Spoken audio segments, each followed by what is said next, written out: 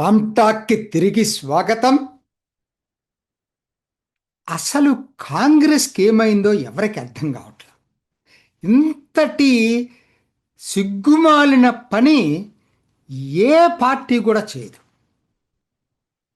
అంతర్జాతీయ వేదిక, AI summit, ఎన్ని దేశాలు, దాదాపు 100 దేశాలు పార్టిసిపేట్ చేసినాయి.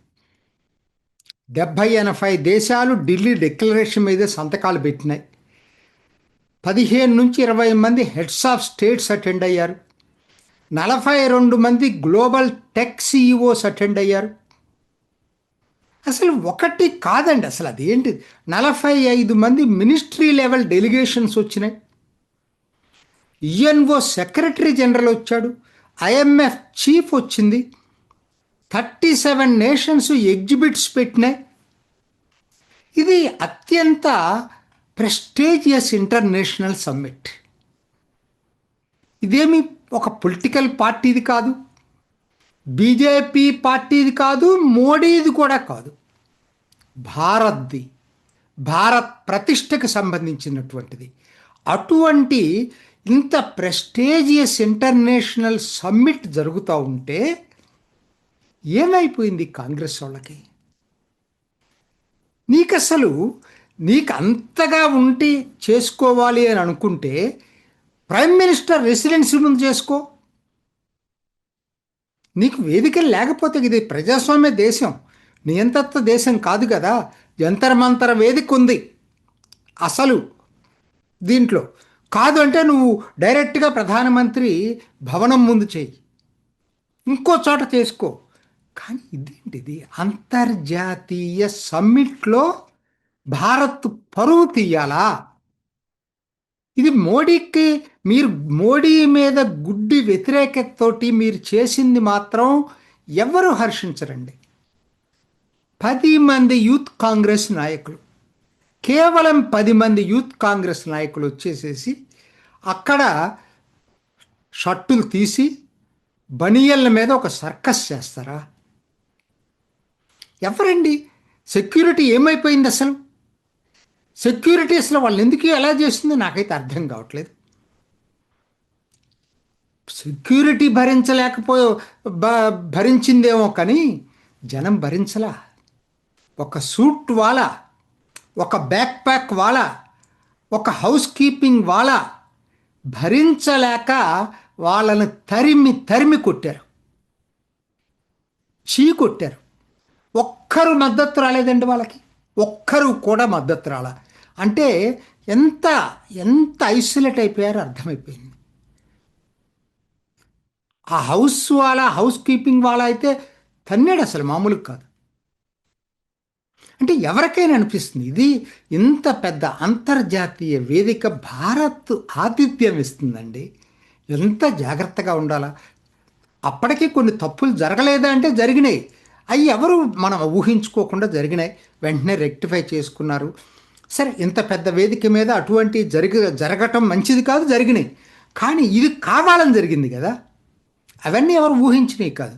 ఇది కావాలని చెప్పి ఓ పథకం ప్రకారంగా ఖచ్చితంగా కాంగ్రెస్ పార్టీ ప్లాన్ చేసింది. క్లియర్గా అర్థమవుతుంది. ఎందుకంటే వాళ్ళ అఫీషియల్ స్పోక్స్ పర్సన్ అందరూ దీన్ని డిఫెండ్ చేస్తున్నారంటే ఒక పద్ధతి ప్రకారం, ఒక ప్లాన్డ్గా ఇంటర్నేషనల్ సమ్మిట్లో భారత్ పరువు తీయాలని చెప్పి ముందుగానే నిర్ణయించుకున్నటువంటి కాంగ్రెస్ పార్టీ అసహ్యం వేస్తుందండి. ఆ పేరు తలుచుకుంటేనే అసహ్యం వేస్తుంది. ఎటువంటి దేశాభిమానులు ఉన్నటువంటి పార్టీ, స్వాతంత్రోద్యమాన్ని నడిపినటువంటి పార్టీకి చివరికి ఇటువంటి వాళ్ళ చేతుల్లో పడిపోయింది అనే బాధ. అసలు ఎవరు సపోర్ట్ చేస్తారండి ఇటువంటి వాళ్ళని? చివరికి వాళ్ళ ఇండియా కూటమి భాగస్వాములే భరించలేకపోతున్నారు, చీవు కొడుతున్నారు. శివసేన యూబీటీ స్పోక్స్ పర్సన్ టీవీలో మాట్లాడాడు, ఇది మంచి పద్ధతి కాదని మాట్లాడాడు. ఎట్లానే ఆర్జేడి మనోజ్ సిన్హా అనుకుంటా అతని పేరు, మనోజ్ సింగ్, అతను ఇప్పుడు అతని నాయకుడు రాజ్యసభలో, ఆయన మాట్లాడాడు ఇది వేదికగా తీసుకొని ఉండాల్సింది కాదని. చివరికి మీకు మద్దతు ఇచ్చే మీడియాలో కూడా ఎవరు సపోర్ట్ చేయట్లేదు. రాజ్దీప్ సర్దేశాయ్ చెప్పాడు, చాలా రాంగ్ స్ట్రాటజీ తీసుకుంది కాంగ్రెస్ అని చెప్పి. అంటే అసలు అరాచక చర్యలు ఏంటండి? దేశానికి వ్యతిరేకంగా నువ్వు మాట్లాడకూడదుగా. మోడీకి వ్యతిరేకంగా ఎంతైనా మాట్లాడు. దేశానికి వ్యతిరేకంగా అరాచక చర్యలేంటి? దీనితోటి కాంగ్రెస్ మరింత ఒంటరైంది. ఏ విధంగానూ డిఫెండ్ చేసుకోలేనటువంటి సిగ్గుమాలిన చర్య ఇది. అయినా సిగ్గు లేకుండా కాంగ్రెస్ ప్రతినిధులు టీవీల్లో డిఫెండ్ చేస్తూ ఉన్నారు. ఎక్కడ చేసుకోవాలి మేము ప్రొటెస్ట్? మీకు చేసుకోవడానికి ఎన్నైనా వేదికలు ఉన్నాయండి. అంతర్జాతీయ వేదిక ఏంటండి? అది అంతర్జాతీయ వేదిక. భారత్ ఆతిథ్యం ఇస్తుంది. అంతమంది గ్లోబల్ సీఈఓలు వచ్చి, అంతమంది హెడ్ ఆఫ్ స్టేట్స్ వస్తే మీకు అసలు అనిపించలేదా? దేశం అయ్యో ఇది దేశానికి సంబంధించిన పరువుకు ప్రతిష్టకు సంబంధించిన విషయం అని చెప్పి ఏ ఒక్క అనిపించలేదంటేనే అసలు మీరు ఎంత థిక్ స్కిన్డ్ అయిపోయారో అర్థమైపోయింది దేశానికి. ఇప్పటికైనా మరి అసలు వదిలిపెట్టి రావాలండి. ఇంకా ఎవరు ఉంటారండి? ఒక్క ఆర్జేడీ యూబీటీనే కాదు, ఎన్సీపీ శరద్ పవార్ ఎటువంటి పరిస్థితులు ఇటువంటి సపోర్ట్ చేయడం. అంతకుముందు కూడా ఎన్నో ఇన్సిడెంట్స్లో చూసాం. జార్ఖండ్ ముక్తి మోర్చా హేమంత్ సోరెన్ కూడా ఇటీవల మాట్లాడాడు దాని మీద. ఇంకెవరు మిగిలారండి మీకు? ఎవరు దీన్ని ఇది చేస్తారు? కాంగ్రెస్ ఇంత దిక్కుమాలిన పని చేస్తుందని నేనైతే అనుకోలే. ఇప్పటికైనా దేశం మీద అభిమానం ఉన్నవాళ్ళు, ఏమాత్రం విలువలు పాటించేటువంటి వాళ్ళు కాంగ్రెస్ని వదిలి రావాల్సినటువంటి తరుణం వచ్చింది. కాంగ్రెస్ విముక్త భారత్ తీసుకురావాల్సినటువంటి తరుణం వచ్చింది. ఇదొక్కటే దీనికి మార్గం. ఇది నాటి రామ్టాక్. ఇంకొక ఎపిసోడ్లో మళ్ళీ కలుసుకుందాం. నమస్తే.